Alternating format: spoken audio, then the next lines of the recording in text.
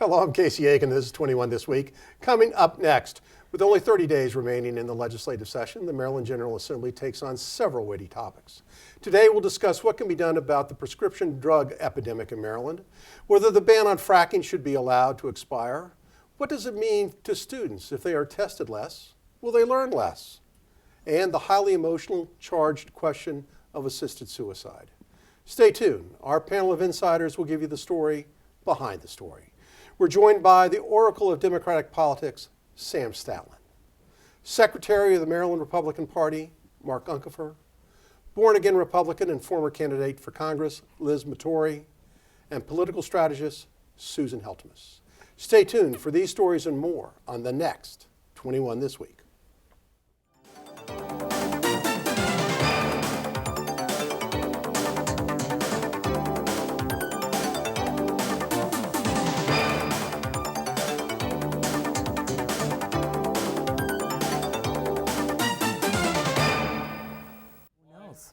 Since coming into office, Maryland Republican Governor Larry Hogan has been attacking the growing drug crisis in the state.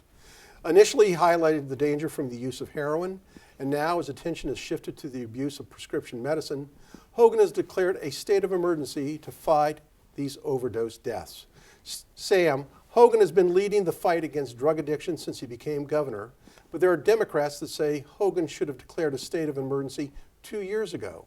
Are the critics correct that the governor hasn't done enough? I think the governor's just done a fine job. I think it's up to the local counties and medical societies and pharmacists who really see the flow of drugs to really control how medicine is getting into families. And it's prescription drugs, folks, that we're talking about when we say opioids. It's prescription drugs. Where a drug is prescribed, it goes into the medicine cabinet, and other members of the family take them and overdose on them. That's a concern, and I think it's up to more local government than it is state government, although funding by the governor, of course, would be helpful. Mark, according to the National Institute on Drug Abuse, physicians, their patients, and pharmacists all play a role in identifying, as Sam has just pointed out, and preventing non-medical use of prescription drugs. Is it the responsibility of the medical community to fight this, or law enforcement? It's a combination of multi-factors, and actually dialing back to the prior question, one of our former panelists on this show, Boyd Rutherford, was put in charge of a task force by the governor. He's obviously lieutenant governor now, and so he has put together a series of recommendations that are being adopted by the governor and are being incorporated into the plan. So this has been very well thought through, and each of the various elements are being addressed as part of that plan. But I know of a fact of life that a friend of mine who was in a serious accident was getting a narcotic, for pain, and his pharmacy was getting multiple prescriptions from 3 different doctors that were seeing them. The pharmacist got on the phone, called the docs up and said, hey, what's going on? And when my friend went back to fill a prescription, he was told that Dr. X is the only one now that can prescribe these drugs. But the issue with this is it goes beyond opioids. When you can no longer get those prescriptions, then they turn to heroin. And that is really the crux of the issue with most of the people dying. And that does take a statewide approach. And any amount you can get from the state and to work together collectively is critical. And medical schools are now taking responsibility with courses, pharmacists, schools. It's all going to help. Well, actually, unfortunately, I have some relationship to overdosing in my own personal experience. However, I was able to be in Annapolis when they were discussing several bills this week. One particularly focused on the supply side, not focusing on the user or the specific pusher, but the dealer and the people, the kingpins, if you will.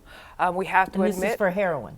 Heroin specifically. Unfortunately, heroin is now cheaper than marijuana itself. So and opioids. So when people are becoming addicted, and even seniors are becoming addicted to their pain medication, it's too expensive. They still have the pain, they still have the addiction, so they go to heroin. Heroin is now probably 60-70% available in the state of Maryland. And the other issue that's now is the cost of the drugs that you can take to counteract opioids, and it's gone through the roof. So that's hurting law enforcement officials and doctors. This is an important topic that the governor addressed, and he addressed it forcefully.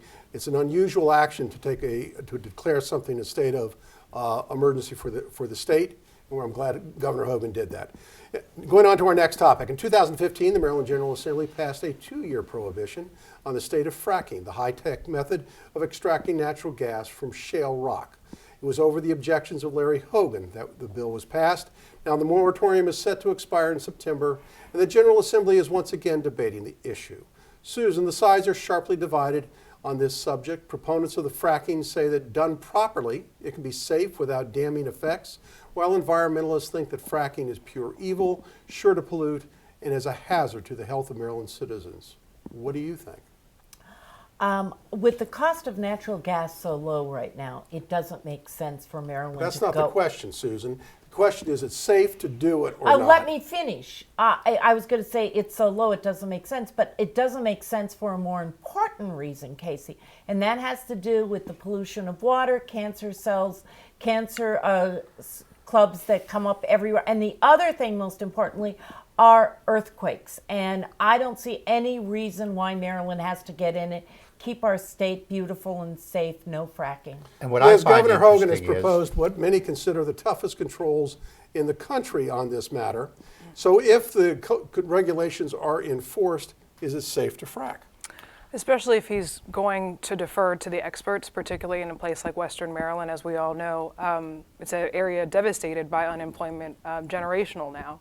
So, I understand that there are environmental issues. I know on the far left they have concerns about, the water. However, what are we going to do with the population of adults who are absolutely out of work and underemployed and, oh, by the way, don't have a high school degree? But How do you- Liz, the We gotta do folks this in quickly, Western Maryland, governor supporters, not liberals, are totally against fracking out there. They're sounding like Missourians. They're saying, show me that it's safe, and then we'll consider it. And it isn't regardless just- of Wait, job and actually- we got 30 environment. seconds. I want to go to Mark on this. Don't know who you're talking Wrap it out up. in Washington County, because there's really strong sentiment in favor of fracking. The proposed regulations are, as Casey described, the toughest in the nation. The EPA, the Obama EPA, when looked at some of these accusations made about fracking, did not find the evidence. You got to have sort of fact-based information to address this Turn issue. to Oklahoma, and their earthquakes have increased Thank you, hundreds Susan. and hundreds of Susan, times. you got the last word. The state's going to debate this for a little while longer, and then they're going to That's have a all you have vote. to We'll do is keep look it following the issue. Less Testing, More Learning Act was passed overwhelmingly by the House of Delegates, 139-0. Wow. That bill, which would limit schools to spending no more than 2% of classroom time on standardized tests from whatever source, is considered controversial. Too many educators and parents think the absence of testing results in less learning. Mark, the National Education Association, the testing has become an obsession and has forced educators to focus their time and energy on preparing for tests in a narrow range of subjects, namely English language arts and math. But is that a bad thing? Not a bad thing at all. And the teachers union have been fighting tooth and nail against the principle that education should be held accountable, that testing should allow parents, taxpayers, students to be able to compare one school's performance with another. They have been fighting this from every step of the way. So if you can get that information, if you can make those comparisons with just 2% of the time, then I guess that makes sense. But if you can't, then we should have a way of being able to track the performance of our schools. Liz, the Pew Research Center has recently released data from international math and science assessments indicating that U.S. students continue to rank around the middle of the pack and behind many other industrialized nations. What is the answer here? Do we test right, or are we teaching wrong? I think we've been teaching wrong for the last, I would say, 30 years. I'm actually doing adult education GED prep in Ward 8 now. So my students are anywhere from 22 to 56, and they didn't even have the proper education, and now they are someone's parents and someone's grandparents. When you compare that to the international workforce, if you will, we do have to do something drastic in order for us to be able to compete on the world stage. The industries are changing. It's a lot of information-focused stuff with innovation. If we aren't able to compete, whether it's as full-fledged adults or children, we won't stay as a top dog, if you will. Sam, last week, the host of Dirty Jobs, Mike Rowe, testified before Congress about the fact that we aren't teaching students to the right skills, that we're putting too many kids on a college track when we should be teaching more technical skills in school. So is school teaching the right thing? You know, I was with my grandchildren. They're 12 and 11, and they're in, an advanced program. And we were talking about math. And there was a column of numbers. And I looked at the column of numbers and said, the answer's 20. And my grandson said, well, how do you know that so quickly? And I said, well, you got a 2 and a 3, and it's a 5, and a 5 here, and a 10, and it's 20. He said, why wasn't I taught how to do that, to put numbers together, visually seeing? And because the teaching is so different than when it was when I was a kid, which is what Liz was talking about. I really believe that you have school, you have the basics. If kids don't pass, they go to summer school. They don't advance. What's wrong with that? And we need career options vocational schools. We do. Last year, something like 1,620 jobs were created in solar energy in Maryland alone. Those skills that they need are not taught in a physics class. Look at Wheaton High But you- School. but you know, Wheaton the High skills- School is terrific. But the skills that Sam described, the math skills, that's something that is Basic general skills. application across the board. Right. But are we teaching our students to be competitive in a worldwide environment, not just the U.S. environment, but in a worldwide environment?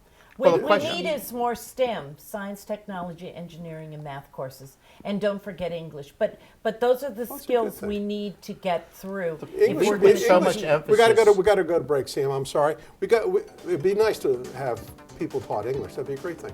When we come back from this short break, how to address the moral issues of death with dignity, and should the county enforce what snacks are placed in vending machines? Stay tuned.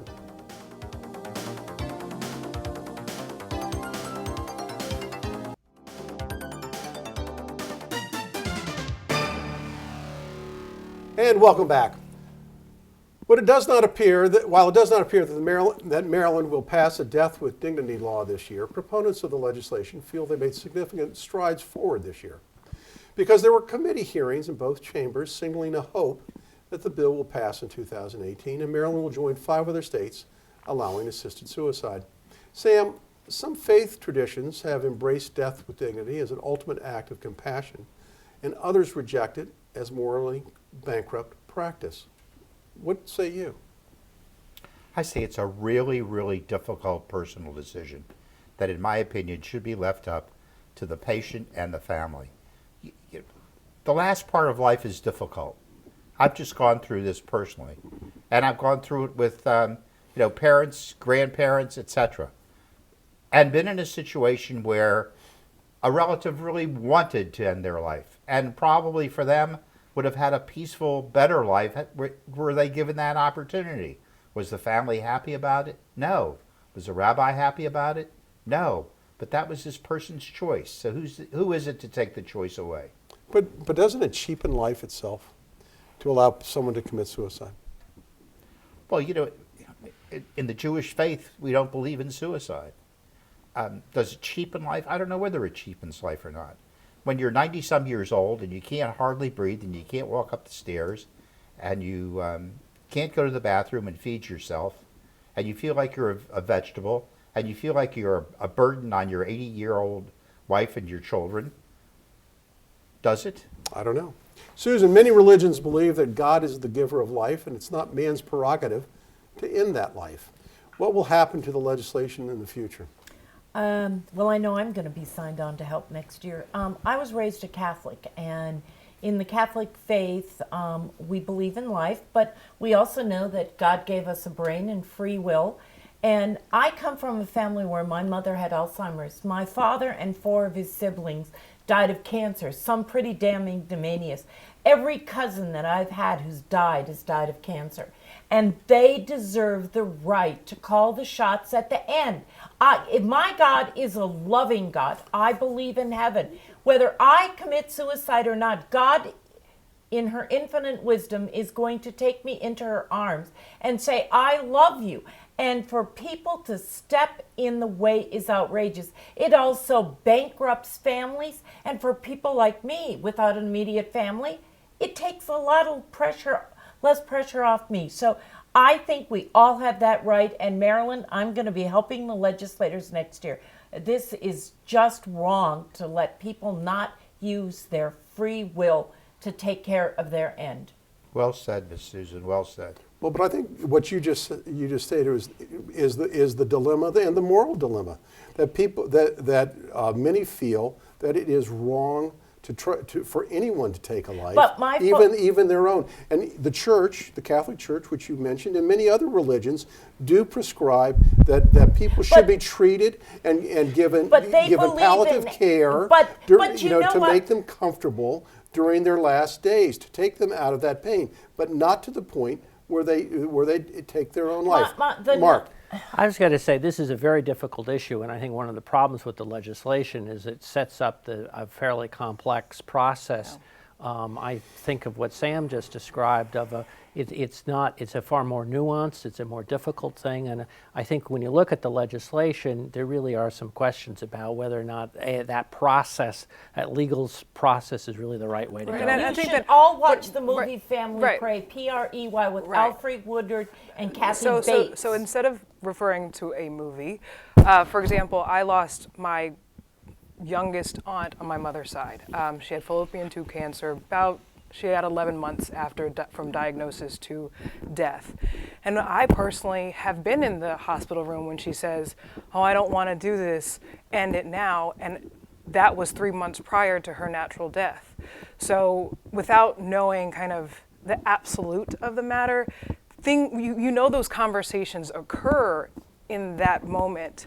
Who's to say when it's time to go? But my father died an ignominious death of stomach cancer. I have a cousin at 51 who died of glioblastoma, and the list goes on and on. And my father, the night he died, said, "I wish I'd never had the surgery. I have had 3 years of hell, and it wasn't worth Well, I it." He think you're- said, "I you're wish I showing had the- made another decision." And I think people should have that right.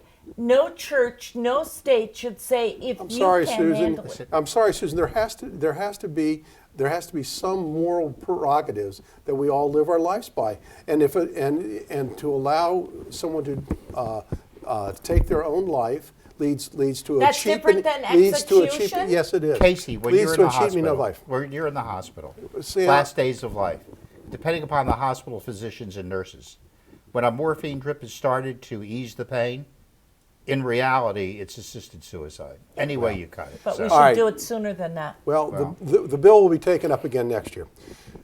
There's one thing you can say about our county council. They are certainly consistent. In 2013, the council restricted after-school vending machine sales until 30 minutes after school had let out. Prior to that, the county council passed legislation regulating the types of drinks that could be sold near athletic events. And so does it come as a surprise that the county is now considering regulating all vending machines in the county to carry healthy vending choices? Mark, why is it the proponents of the idea say that healthier vending machines initiatives will increase consumer choice by expanding access to healthier snacks and drink options for consumers? Won't people just buy what they want anyway? People are going to buy what they want. I mean, I don't think you're going to change that. I used to believe that Cheetos were one of the major food groups, and maybe I'd support this. Yellow dye number 10. Yellow dye number 10. It's probably as unnatural of food as you could possibly get. People are going to make their own choices based on what they want to do. Sam, why will the reflexive left just not allow people to make up their own minds? May I ask who sponsored these bills? Does anybody know? who the This was proponents George are? Leventhal. I'm sorry? George Leventhal. George. I went to the hearing the other Speaking day, of which. and the American Heart Association was there, the American Diabetes Association were there, and this law is for Montgomery County government buildings, and it's like, okay, they said, heart disease is the biggest killer in this state. You look at the overweight population in this state. You don't have to go into a county building, Casey. It's not going to affect you. But if you're working Sure it in the does. COB till late at night and you want to have something other than a candy bar, it's Right. going to be right. there. I But know the that issue George- is, but the George issue is is, such why a are we compassionate person. why are we regulating that? That's the issue that we Because have. unless- George We're is all willing to full-fledged take- individuals. George Leventhal human is beings. willing to take a leadership role in trying to sponsor controversial legislation in an area of government where he feels that it's necessary for the overall good health of the community. Yeah, and I but have no it's problem not with his that. I role don't as either. a Wait a legislator minute. to. If George, That's what a wants to eat legislator does. avocado chips or let him salad, buy avocado healthy chips out of the vending machine. But why does he have to make such a statement by saying X percent of the vending machine sales have to be healthy Well, choices? I So looked should at there those choices should right there now be and a they stink. caveat? Should there be a caveat to this bill that people who are underweight should be allowed to have the If the other 50%. I like Right. that, Mark. What a great idea. Stay tuned for parting shots.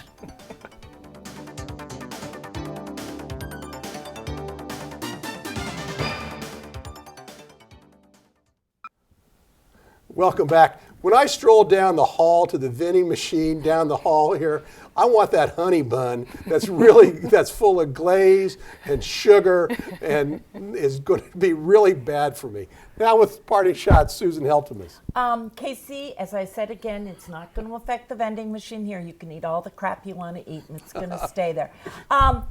As someone who worked very hard to get Silver Spring rise from a sleepy little hole in the wall back in the 80s, I am thrilled that a new penguin mural is coming back to the Silver Spring Metro on aluminum, so it won't last. I think that's fantastic. It represented Silver Spring for a long time. It's one of the few good pieces of news I've heard in a long, long time. Thank you, Susan. Sam Statland, your parting shot. I want to give a shout out to my friend Howard Blum, who as we speak is at the Washington Adventist Hospital undergoing some pretty difficult medical procedures. Howard, we're cheering for you. Get well soon. We need your money when we play cards. Thank you, Sam. Mark Uncapher, your parting shot. Casey, I'd like to welcome Liz Matory to the show tonight. She is a former Democratic candidate who became a Republican and has written a book about born-again Republican. I think that's a reminder to us all that sometimes we can all agree on what the problems are and share that same perspective, but what we really are thinking through are what are the solutions to those issues. Thank you, Mark. And now, Liz, with that send up, this is your first parting shot on 21 This Week. Welcome. Thank you, and thank you so much. It's been a wonderful time. It's been very lively, and I think that's an example of how vibrant this community is. And I would encourage people, we are coming up to an election year. We have all of our local and state level positions. I would urge people to look more broadly. If anything, I would say that the one-party system is very destructive, and we have some of, if not the most talented, educated people in the world living right here in Montgomery County. So if you see something that you want to face, I've done it a couple of times. It's not that bad. So I encourage you to come to the several different parties. Don't forget the Green Party too and the Libertarians. And just think about options because it's coming up. 2018 campaign finance. Those 70% that voted for term limits really created an opportunity for some good change. So take advantage of it. And thank you, Liz. In fact, we had our first announced candidate for county executive, Mark Elrich, announced this week that he's running as for county executive. Now, we talked. George Leventhal had announced previously. Did he? And Robin Ficker did Well- that too. They're everywhere. Oh my God, they're springing up like mushrooms. Yeah. All right, and I feel like a potted plant here now. So what I wanted to talk about is the fact that in a couple weeks, spring training will be over, and the Nationals will be playing baseball. And I'm so excited about what the Nationals are going to do this year. I think they won 95 games last year. We're hoping that they'll do even better, and we'll have something to celebrate. I know when Cynthia Rubenstein is on the air, she's always pushing the Nationals. And of course, we have to worry about Phil Bell when he comes on because he'll have that stupid blue and orange Mets cap in his back pocket. Anyway, we have a good time here, but we talk about very serious issues. I want to thank the panel for being here this evening. I want to thank the audience for tuning in each and every week to Montgomery County's hardest hitting political talk show. For 21 This Week, I'm Casey Aiken.